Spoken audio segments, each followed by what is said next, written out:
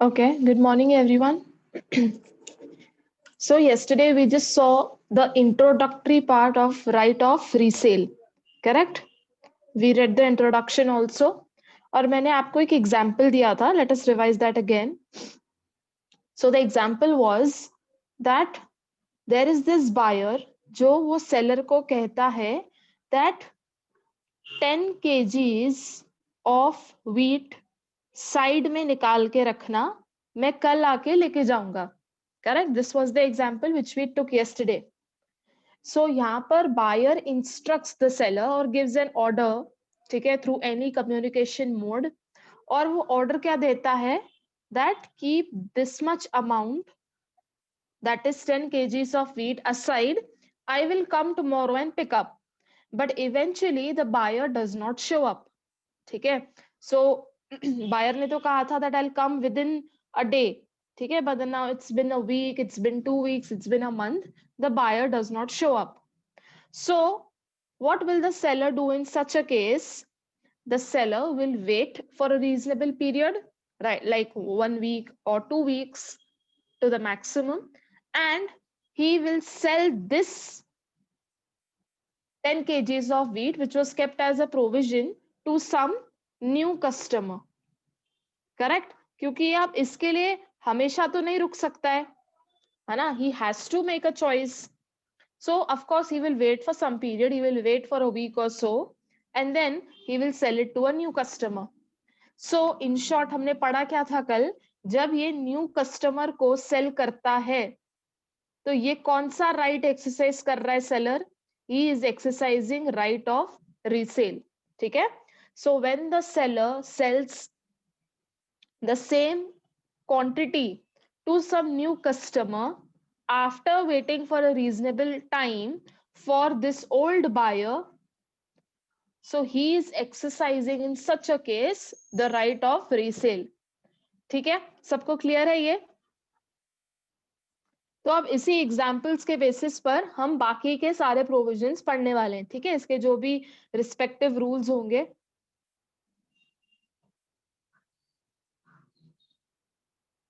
Okay, सिर्फ एक चीज याद रख लो कि हम बात करेंगे सेलर की, that is of course the unpaid seller. Then we'll talk about a old buyer and we'll talk about a new buyer. ठीक है, these are the three parties. तो पहले ऑर्डर किसने दिया था? ओल्ड बायर ने ऑर्डर दिया था, करेक्ट, पर वो इवेंचुअली ही डज नॉट शो अप. तो सेलर क्या करेगा? Seller will then finally sell it to some new buyer.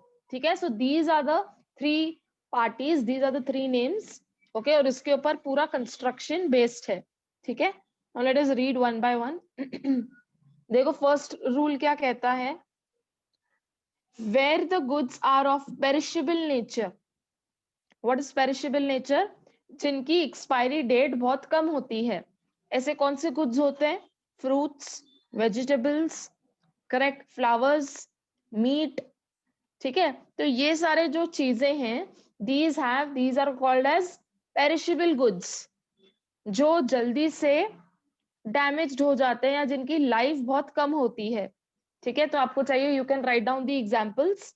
For example fruits, vegetables, meat. ठीक है, तो अगर गुड्स पेरिशेबल नेचर के हैं तो क्या? Okay, now you are going to read that. देखो क्या लिखा है, in such a case the buyer need not be informed regarding the intention of resale. क्या लिखा है? The buyer need not be informed. अब सुनो, सिमिलर एग्जाम्पल लेंगे अगेन थ्री पार्टीज का.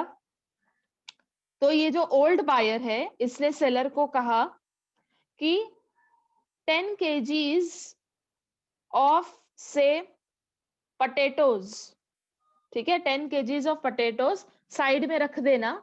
ठीक है, मैं कल आके लेके जाऊंगा. So again potato comes under vegetables and vegetables are perishable in nature. अब old buyer, this old buyer does not show up. Correct, हम हर केस में सिमिलर एग्जाम्पल लेने वाले हैं. ओल्ड बायर दूसरे दिन पर नहीं आता है पटेटोज लेने के लिए. तो सेलर क्या करेगा? Seller will wait for one more day maybe, right, और फिर सेलर इवेंचुअली किसको सेल कर देगा? न्यू बायर को. ठीक है, ये तो हमने ऑलरेडी डिस्कस किया है. अब इसमें मेन और डिफरेंट पॉइंट क्या है, the buyer need not be informed. Okay, अब रीसेल का एक रूल है जो अब हम पढ़ रहे हैं, that is resale, correct, right of resale पढ़ रहे हैं हम। तो जब भी सेलर रीसेल करेगा, रीसेल किसे करेगा, न्यू बायर को, करेक्ट। तो ये सेलर के ऊपर रिस्पॉन्सिबिलिटी है कि ये वो ओल्ड बायर को बताए। क्या बताएगा, कि भाई तुमने कहा था कि तुम एक दिन के बाद आओगे, correct, but then eventually you did not show up, then even after that I waited and now I am finally selling it to some new customer। ये सेलर को बताना पड़ेगा, किसे, ओल्ड बायर को। So seller has to inform regarding that he is reselling it to some new person, और ये किसे बताना पड़ेगा, ये ओल्ड बायर को, he has to inform him। but what is the point over here, कि जब हम पेरिशेबल नेचर ऑफ गुड्स की बात करेंगे, व्हाट आर पेरिशेबल गुड्स, ये भी हमने ऑलरेडी डिस्कस कर लिया है। तो उस केस में buyer need not be informed, मतलब अगर आप पेरिशेबल गुड्स सेल कर रहे हो, जैसे यहाँ पर पोटैटोज हो गए या टमेटोज हो गए, वट एवर इट इज, तो जब भी पेरिशेबल गुड्स हैं उस केस में सेलर को, ओल्ड बायर को नोटिस देना नहीं पड़ेगा। मैंने आपको क्या कहा, रीसेल में it is the responsibility of the seller to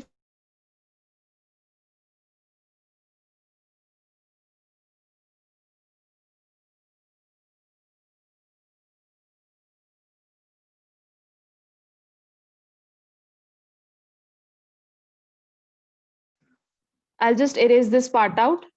Yeah,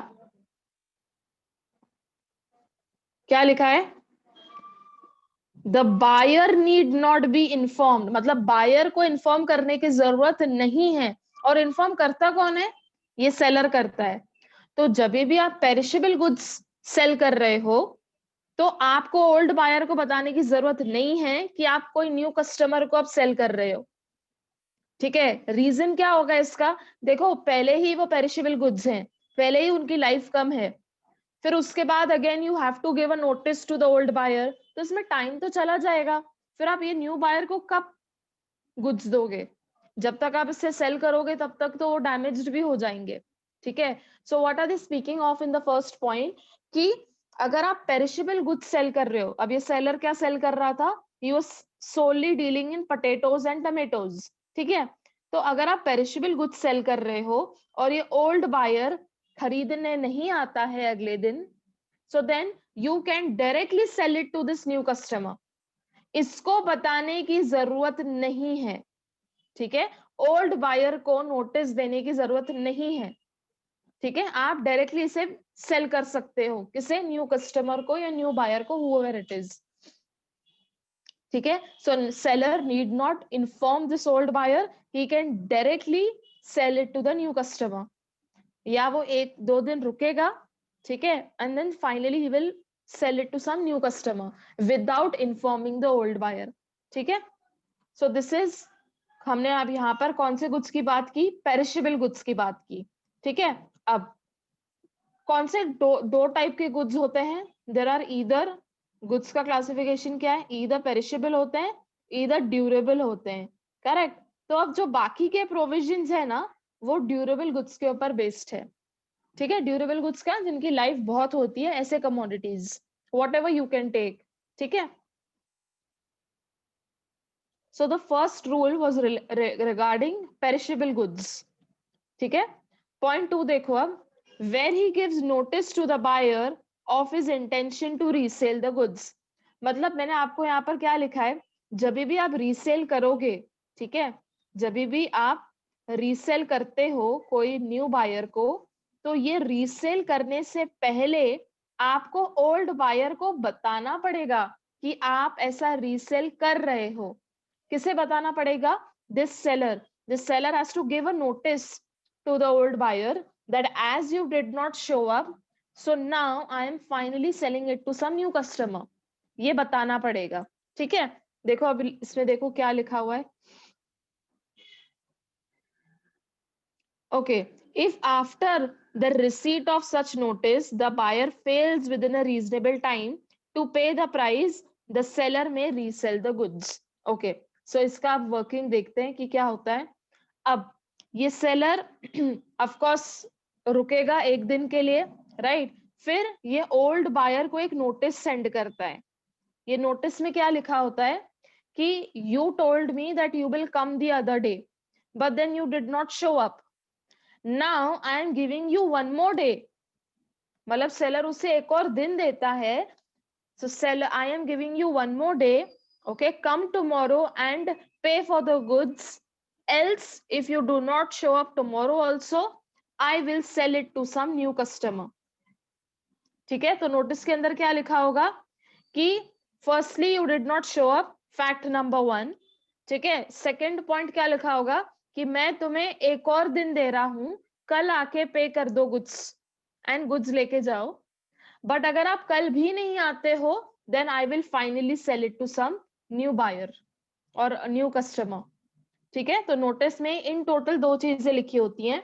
एक तो आप ये लिखोगे कि आपने कहा था कि आप कल आओगे बट फिर आप कल नहीं आए थे. दूसरा पॉइंट आप क्या लिखोगे कि मैं तुम्हें एक और दिन देता हूं, कल आके पे करके गुड्स लेके जाओ. पर अगर आप कल भी नहीं आओगे then I will finally sell it to some new customer. ठीक है, सो देखो इसलिए यहाँ पर प्रोविजन में क्या लिखा है that if after the receipt of notice, अब old buyer को notice मिल जाएगा, the buyer fails within a reasonable time, अभी वो कल भी नहीं आता है, to pay the price, the seller may resell the goods. तो seller resell किसे करेगा? new customer को. correct? okay, next देखो, it may be noted that in such cases the seller is also entitled to, okay, first देखो, recover the difference between contract price and resale price from the original buyer. Okay, now let us take some practical example. अब ये seller old buyer को 1 kg of onions cell करने वाला था for ₹100. ठीक है, कितने में सेल करने वाला था? फॉर ₹100. ये उसने 1 kg ऑफ अनियन साइड में निकाल के रखा था. और ओल्ड बायर ने क्या कहा? ओरिजिनल बायर ने कि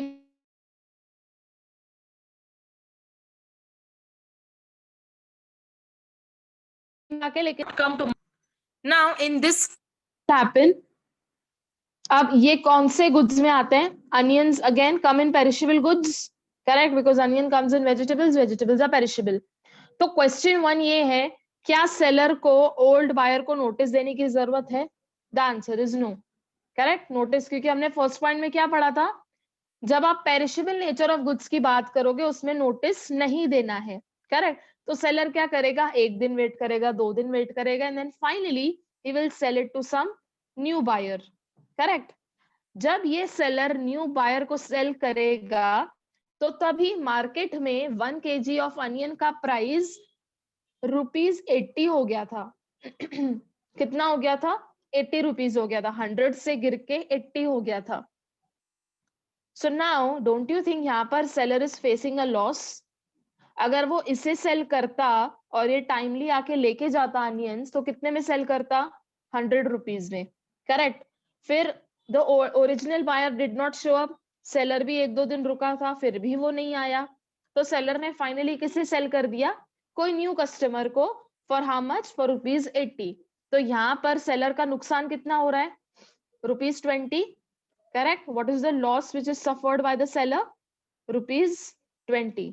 तो ये जो लॉस है इसको हम डैमेजेस कहते हैं. लॉस को हम क्या कहेंगे? डैमेजेस. तो यहाँ पर वो क्या कह रहे हैं, देखो, अब सेलर ने तो ये न्यू कस्टमर को सेल कर दिया कितने में? ₹80. ठीक है, अब ये यहाँ पर जो पॉइंट है वो यहाँ पर क्या कह रहे हैं कि सेलर को जितना भी नुकसान हुआ है ना वो ओरिजिनल बायर से रिकवर कर सकता है. किससे कर सकता है? ओरिजिनल बायर से रिकवर कर सकता है. ठीक है, I'll give you one more similar example to this.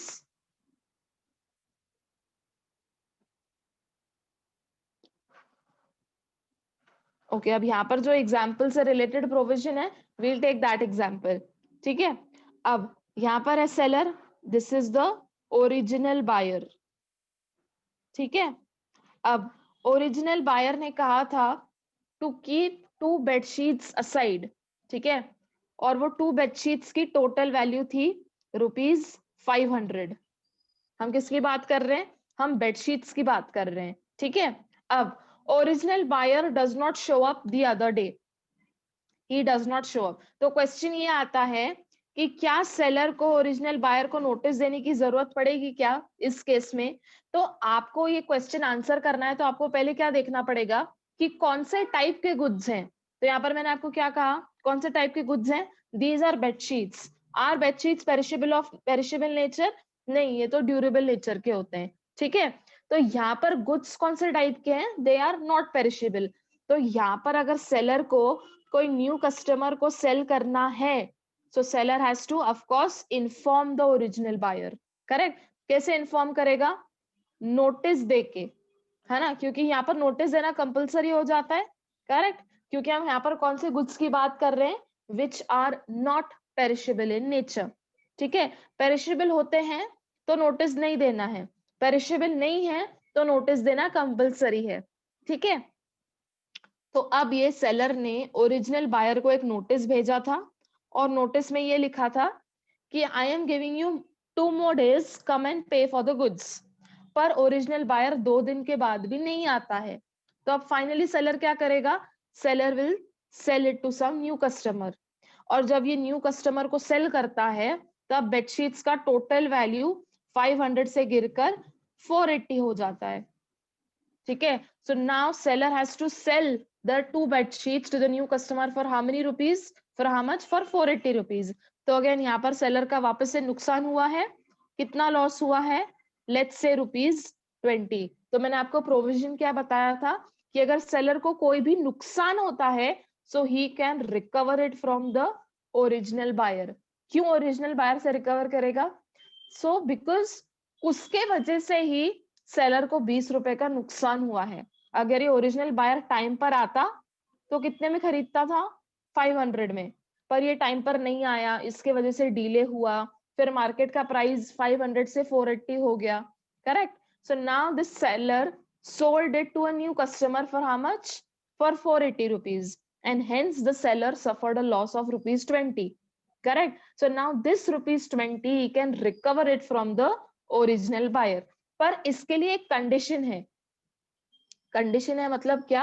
Seller can recover the loss from the original buyer provided, जब सेलर ने ये न्यू कस्टमर को सेल किया था तो ये नोटिस भेजना कंपलसरी होता है ओरिजिनल बायर को।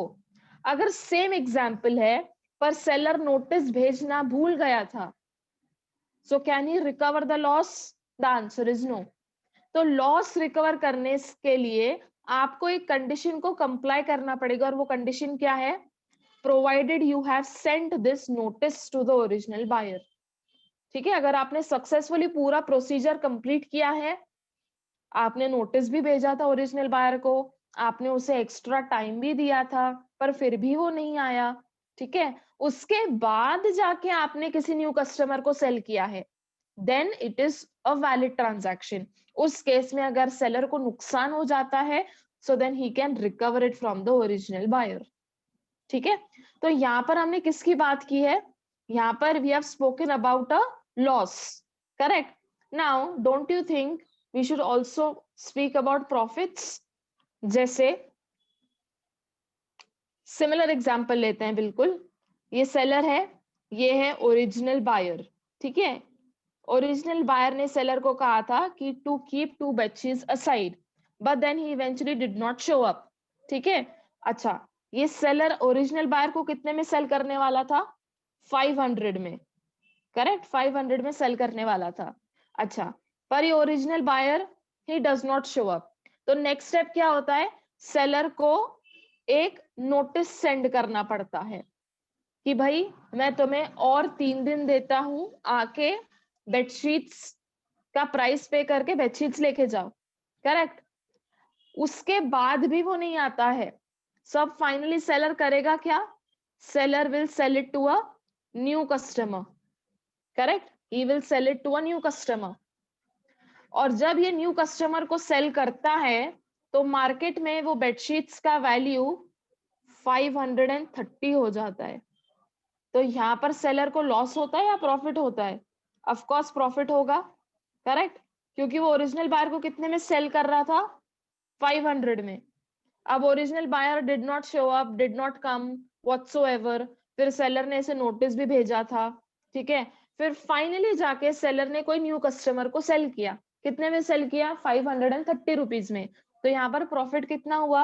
30 रुपीज, करेक्ट। तो यहाँ पर प्रोविजन क्या है कि अगर आपको प्रॉफिट होता है तो सेलर ये प्रॉफिट अपने पास ही रखेगा, ये ओरिजिनल बायर को देने की जरूरत नहीं है। अगर प्रॉफिट हो जाता है तो seller can retain it with himself, provided, इसमें भी सिमिलर कंडीशन है। पिछले केस में कंडीशन क्या थी कि नोटिस यहाँ पर सेंड करना मैंडेटरी था। तो अगर ये सेलर को प्रॉफिट अपने पास रखना है so he has to send a notice, मतलब उसने नोटिस पास्ट में भेजा होना चाहिए, ठीक है। तो अगर हम इन शॉर्ट इसको कवर अप करते हैं इन समरी पॉइंट्स, तो आप भी लिख लो ये। So let us write down. Point 1, if seller suffers a loss, comma, he can recover it from original buyer. This is point number 1. Point 2, I'll write down. If seller gets a profit,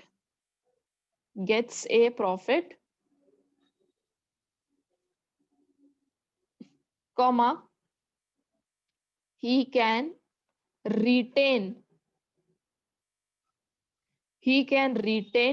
it with himself, ठीक है। ये दोनों points लिख लो अभी फटाफट। Yeah, once you're done writing these 2 points, leave a line and write down. The above 2 provisions are applicable. The above 2 provisions are applicable provided the seller had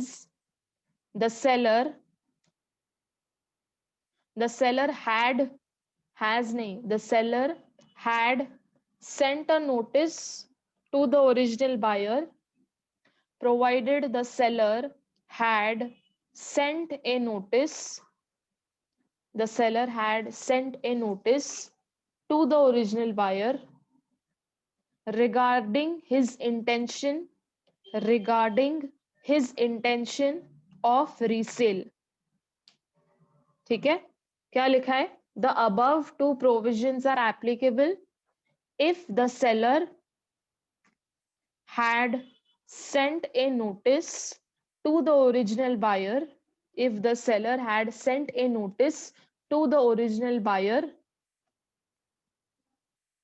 regarding his intention of resale,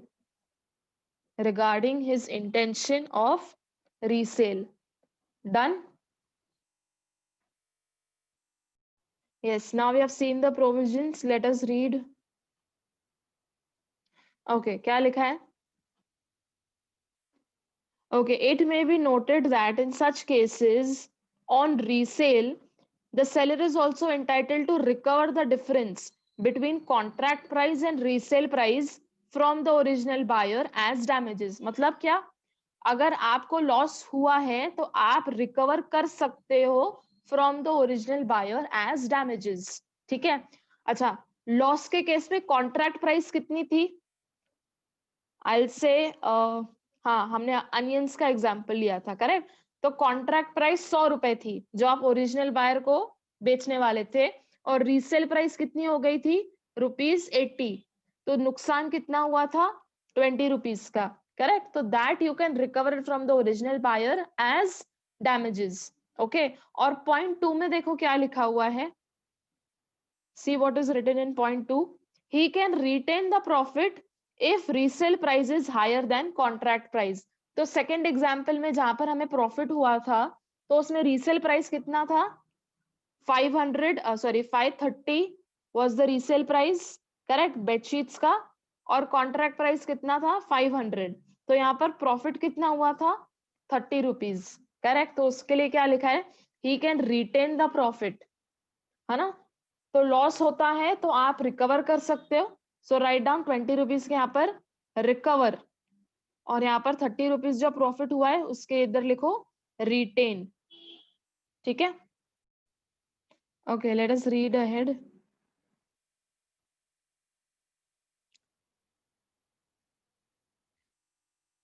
Okay, it may also be noted that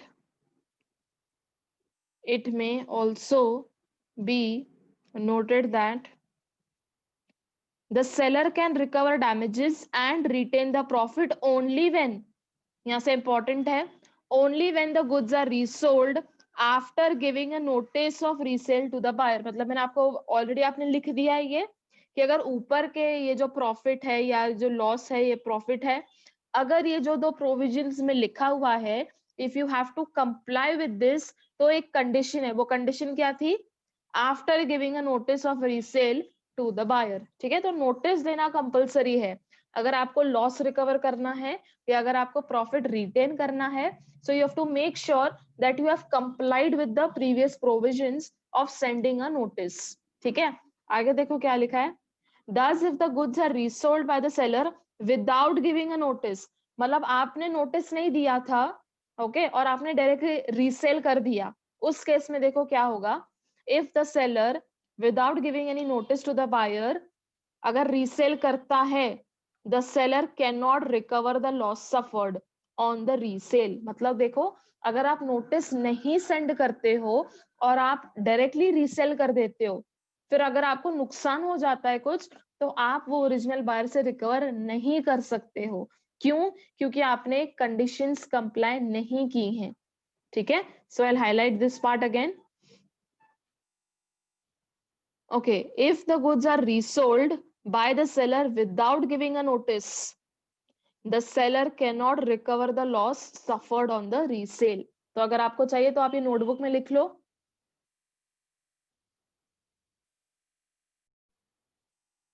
okay, आगे देखो क्या है. Moreover, if there is any profit on resale, he must return it to the original buyer. मतलब क्या, देखो, अगर आपने notice नहीं भेजा है, नोटिस अगर नहीं भेजा है, तो लॉस के केस में क्या होगा, आप वो रिकवर नहीं कर सकते हो. करेक्ट. ये लॉस का तो अभी हमने हाईलाइट में जो था वो हमने पढ़ लिया. हाँ, अगर प्रॉफिट हो जाता है तो हमने पहले प्रोविजन क्या पढ़ा था, आप वो सेलर खुद के पास ही रखेगा provided he has sent a notice. But supposedly if he has not sent a notice और प्रॉफिट हो जाता है उसे रीसेल पर, तो that profit he has to return it to the original buyer. Return it to original buyer. ये भी लिख लो provision notebook. let us read the third point. हाँ, ये अभी हमने लास्ट पढ़ा, if there is any profit he must return it to the original buyer. Correct. ये अभी हमने पढ़ा था. ठीक है. नेक्स्ट पॉइंट देखो.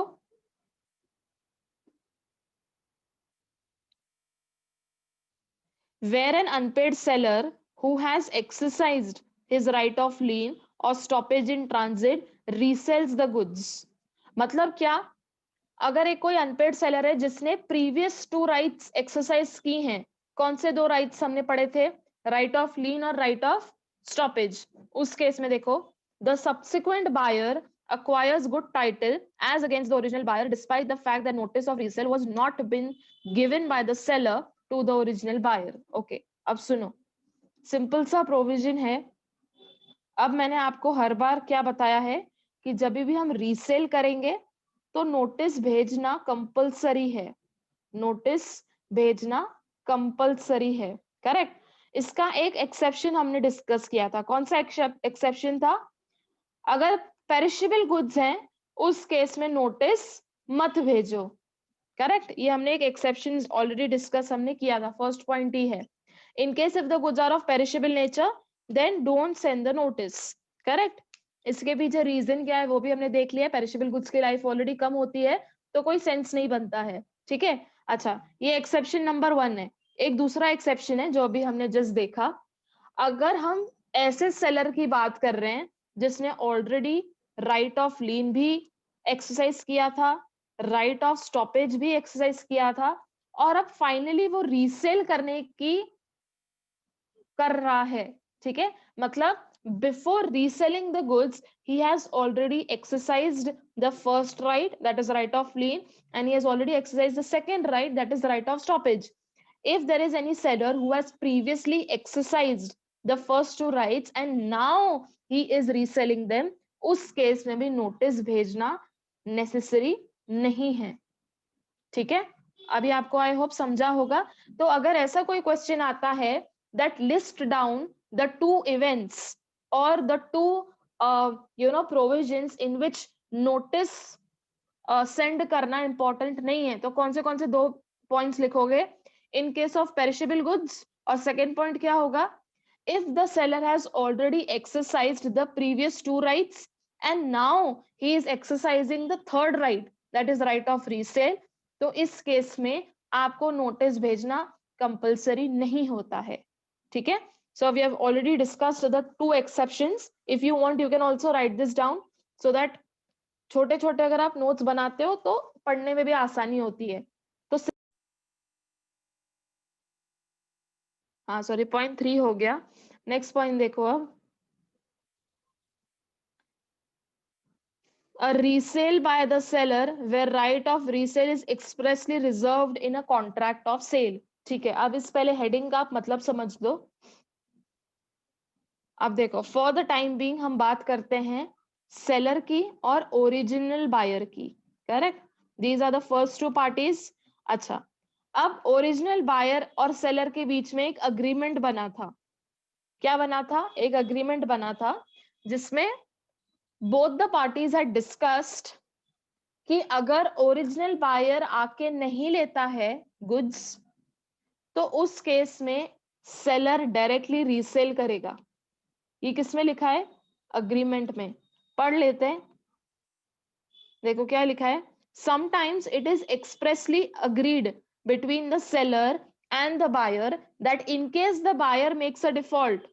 डिफॉल्ट कौन कर रहा है यहाँ पर? ये ओरिजिनल बायर।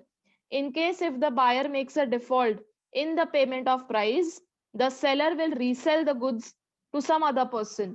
करेक्ट, तो अगर ये ओरिजिनल बायर कुछ भी डिफॉल्ट करता है, ओके, तो सेलर डायरेक्टली रीसेल कर देगा, है ना? ये किसमें लिखा है? अग्रीमेंट में ही लिखा है। ठीक है, to some other person. In such cases the seller is said to have reserved his right of resale and he may resell the goods on buyer's default. It may be noted that in such cases the seller is not required to give notice of resale. आ गया क्या एक और point exception में? the seller is not required to give a notice of resale. कौन से cases में? जहां पर आपने अग्रीमेंट में ही ये चीज लिख दी है, जहां पर आपने अग्रीमेंट में ही एक क्लॉज अटैच कर दिया है कि भाई अगर ओरिजिनल बायर कोई भी तरह का डिफॉल्ट करता है, that is of not paying the price, उस केस में सेलर डायरेक्टली रीसेल कर देगा कोई दूसरे इंसान को। और in such cases the seller need not give a notice to the original buyer. कौन से केसेस में? जहां पर भाई आपने अग्रीमेंट में ही ये चीजें लिख दी हैं। तो जहां पर आपने लिस्ट बनाई है उसमें write down point number 3, where it is expressly mentioned in the contract itself, where it is expressly mentioned in the contract itself regarding, where it is expressly mentioned in the contract itself regarding the right of resale, regarding the right of resale. ठीक है, तो जहां पर कोई अगर agreement है और agreement में ही आपने क्लेरिफाई कर दिया है कि भाई कल जाके अगर ओरिजिनल बायर ने कोई डिफॉल्ट कर देता है वो, तो मैं डायरेक्टली किसी थर्ड पर्सन को सेल कर दूंगा। ठीक है, इस केसेस में आपको नोटिस भेजने की जरूरत नहीं है। क्यों भेजने की जरूरत नहीं है? अग्रीमेंट में ऑलरेडी लिखा है, दोनों पार्टीज को ऑलरेडी पता है, ओरिजिनल बायर को भी पता है कि मैं डिफॉल्ट करूंगा तो ये डायरेक्टली कोई थर्ड पर्सन को सेल कर देगा, करेक्ट? तो वापस से नोटिस भेजने की क्या जरूरत है? It was already cleared right from the beginning, correct? So where there is an agreement, where there is a contract itself and you have mentioned the respective clauses, then you need not again send a notice simply.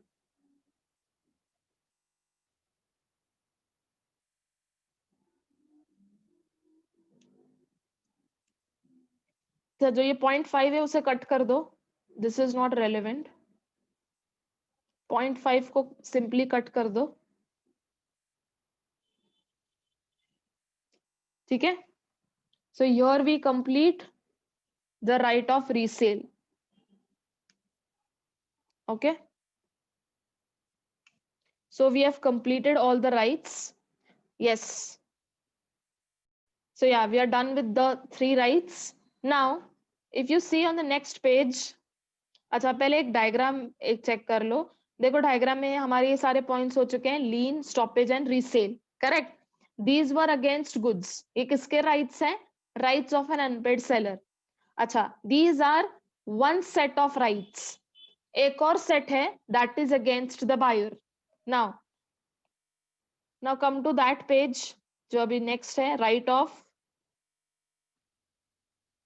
ये rights of an unpaid seller against the buyer. Now if you see, जो यहाँ पर सारे सब points हैं, suit for price, suit for damages, for non acceptance, repudiation of contract before due date and suit for interest. Now you have already studied these points, है ना? ये किसके राइट्स हैं? Rights of an unpaid seller. Unit 3 में last में आपको rights of buyer थे क्या? Rights of buyer against seller personally. ये सिमिलर वाले पॉइंट्स हैं, यहाँ पर कोई भी डिफरेंस नहीं है। सूट फॉर प्राइस, ये सारे आपको हेडिंग्स भी मैंने आपको टेस्ट में भी दिया था, if you remember. Rights of buyer दिए थे मैंने आपको, और यहाँ पर पॉइंट क्या है? राइट्स ऑफ सेलर है। So rights of buyer and rights of seller दोनों सिमिलर पॉइंट्स हैं, ठीक है? वहां पर भी आप चेक करोगे तो, if you want I just show you that unit 3 का। Just give me 1 minute.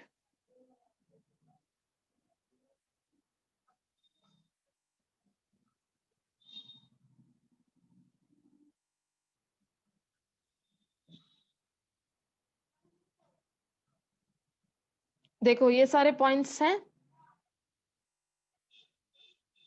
Suit for interest है, रेप्यूटेशन ऑफ कॉन्ट्रैक्ट है, सूट फॉर प्राइस है, सूट फॉर डैमेजेस है, ठीक है? ये सारे हमने ऑलरेडी पढ़े हुए हैं। So what I want you all to do, just read it.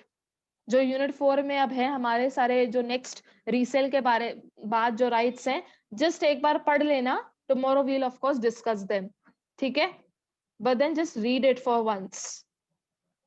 Okay, चलो, I will see you all tomorrow.